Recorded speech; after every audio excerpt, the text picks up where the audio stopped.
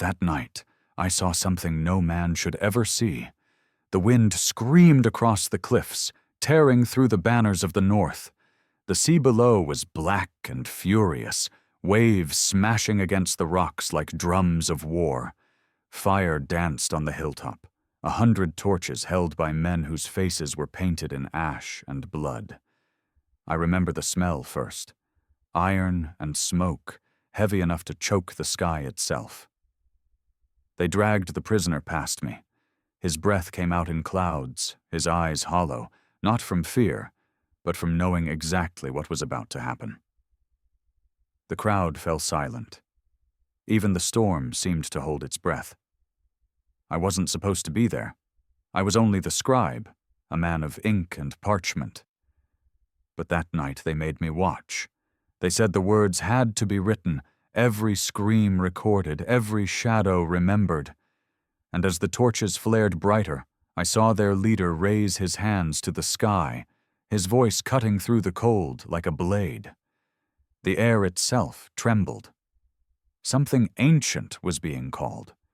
Something I could feel pressing against my chest. I can still hear it. The rhythm of the drums, the chant, the silence that came after. But I won't tell you what they did. Not yet. Because what happened after, no saga ever dared to tell. And the truth, the real truth, will make you question everything you thought you knew about the Blood Eagle. My name no longer matters. The world forgot it long ago, and perhaps it's better that way. I was not born among the Vikings. I was a man of letters, a monk from Lindisfarne, taken when their ships came like thunder across the sea. They spared me, not out of mercy, but because I could write. Ink was rarer than gold to them, and words. Words were a kind of magic they could not wield. So they kept me, fed me just enough to keep my hands steady. I chronicled their raids, their oaths, their gods. I learned their language, their songs, their silence. And over time they stopped seeing me as a prisoner. I became something worse, useful. When the chieftain called for the Blood Eagle to be performed, they told me I would record it. Every word, every prayer, every breath. They said Odin himself demanded a witness, someone who would carry the memory when all others were gone. I wanted to refuse, but one look into their eyes, cold, empty, gleaming with devotion, told me there was no choice. That night, I was no longer a monk. I was the keeper of a secret too heavy for any soul to bear. The night the storm gathered, the sky itself seemed to burn. Thunder rolled across the sea like a growl from the gods, and rain fell sideways, cutting through the air like knives. The wind smelled of iron, wet steel, blood, and salt. I stood on the edge of their camp, clutching my parchment to keep it from tearing apart. Around me, hundreds of warriors waited in absolute silence. No laughter, no songs, only the crashing of waves and the slow, rhythmic beat of a single drum. In the center of the gathering stood the altar, carved from black stone, slick with rain and shadow. Torches hissed and flickered, casting monstrous shapes across the rocks. I could see the prisoner kneeling before it, head bowed, hands bound, eyes lifted toward the storm as if waiting for judgment. A hand gripped my shoulder. One of the Jarls leaned close and hissed, "Write what you see, every word, every breath." He shoved me forward until I stood so near the altar that the flames painted my face red. My quill shook in my hand. Then I felt it, a weight in the air, heavy and alive. The warriors began to chant, their voices deep and low, merging with the thunder. And in that moment, I realized something terrible. The sacrifice wasn't for Odin. It was for something else. When the lightning flashed, I finally saw his face, and my blood turned to ice. The man bound before the altar wasn't a slave, nor a conquered enemy. It was someone they had once called brother. The warriors around me lowered their eyes, their mouths drawn tight, their knuckles white around their axes. No one dared to speak his name, but I knew it from the whispers that haunted the longships for months. Sigurd, son of Ragnar. He had been accused of betrayal, not against his kin, but against the gods themselves. They said he had taken gold meant for Odin, that he had mocked the rites in secret. To them, this was worse than treason. It was desecration. I watched as his brothers stood in silence, faces carved from stone. One of them stepped forward, eyes shining with something between rage and grief. He raised his hand and swore an oath. "Let his blood wash away the dishonor of our line. Let the eagle take what the gods have denied." The storm answered with a roar. Sigurd didn't plead, didn't fight. He simply lifted his head toward the sky, rain running down his face like tears he refused to shed. For a heartbeat, I thought I saw defiance in his eyes. Or maybe forgiveness. I wanted to look away, but I couldn't. Because in that single, silent moment, I knew I was about to witness something no scripture, no saga, and no god had ever intended a man to see. The wind shifted, and the sea went silent, as if the world itself was holding its breath. The warriors moved in a slow, practiced circle, pressing their hands into the wet sand. One by one, they drew runes with ash and blood, symbols twisting in the torchlight, alive with purpose I couldn't understand. The air shimmered, and the smell of salt gave way to something older, something metallic and sweet. A low chant began, rising from the throats of 100 men. It wasn't a song, it was a summons. Each word rolled like thunder, ancient syllables echoing off the cliffs. The torches burned higher, their flames bending toward the altar as if drawn by an unseen force. I saw faces lit by fire, eyes glazed with devotion, shadows cutting deep into their skin. They were no longer men, they were vessels, carriers of something far greater and far darker.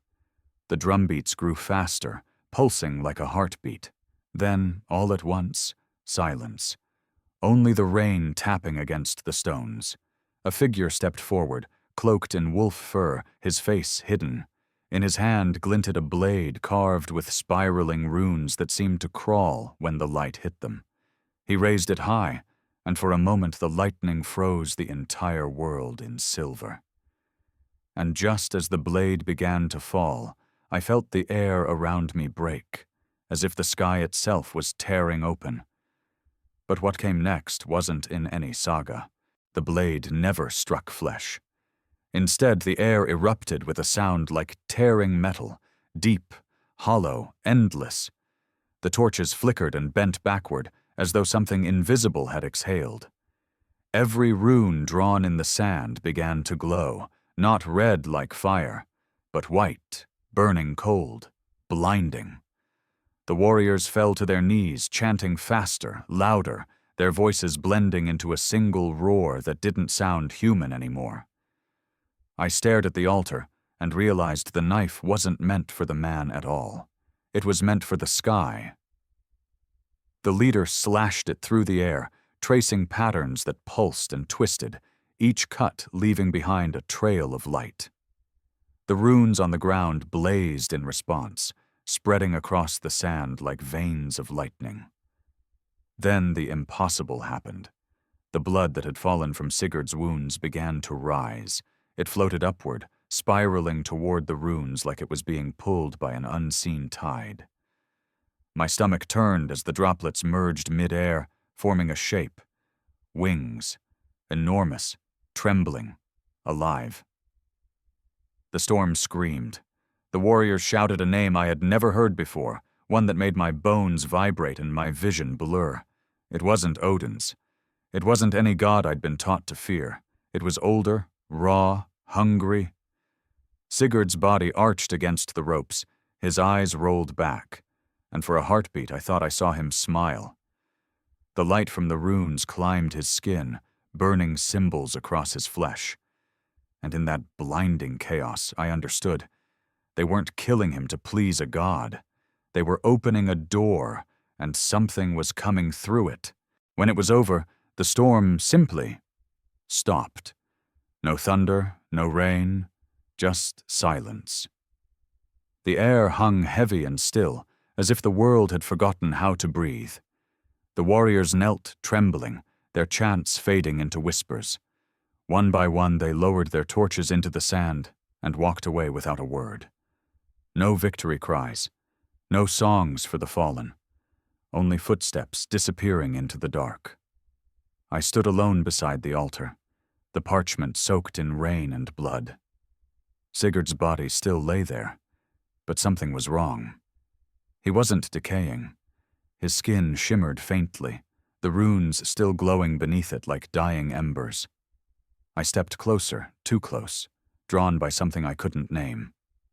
The air around him pulsed, and a single ray of light, thin as a thread, rose from his chest and vanished into the sky. Then I felt it, a sting at the base of my neck. I touched the spot, and when I pulled my hand away, a faint rune burned beneath my skin, shifting, alive, identical to the ones carved into the ground. My breath caught. They hadn't just summoned something, they'd chosen a witness. That's when I understood why the sagas never told this story. Not because they feared disbelief, but because the moment anyone spoke the truth aloud, it began again. And I had already been marked. It has been more than 40 years since that night, yet the wind still carries the same rhythm when it howls from the north. I live alone now, far from the sea, in a cottage built from silence and regret. My hands tremble when I write, but the mark on my neck still burns like fresh fire whenever the storm returns. Sometimes, when the world goes quiet, I hear it again. That slow, hollow drumbeat echoing across the sky. It always comes from the same direction, always from the north. People think I'm mad. Maybe I am. They say the blood eagle was just legend, that no man could witness such horror and live. But I did. And worse, I recorded it. Every word, every name, every rune. The parchment still exists, hidden where no man would ever think to look. It's nothing like the sagas tell. There were no gods that night. No glory, no honor. What I saw wasn't faith. It was hunger. I've kept the truth buried all these years, hoping time would dull its memory. But time doesn't erase what's alive. And sometimes, when I close my eyes, I swear I can feel the parchment pulse, as if it's waiting for someone to read it again. I kept the parchment sealed for decades, afraid even to touch it. But last winter, when the storms returned stronger than ever, I felt the mark on my neck burn again, bright and alive, as if something was calling to me. Against every instinct I had left, I unrolled the parchment under candlelight. The ink had not faded. The runes were still moving, shifting across the page like they were breathing.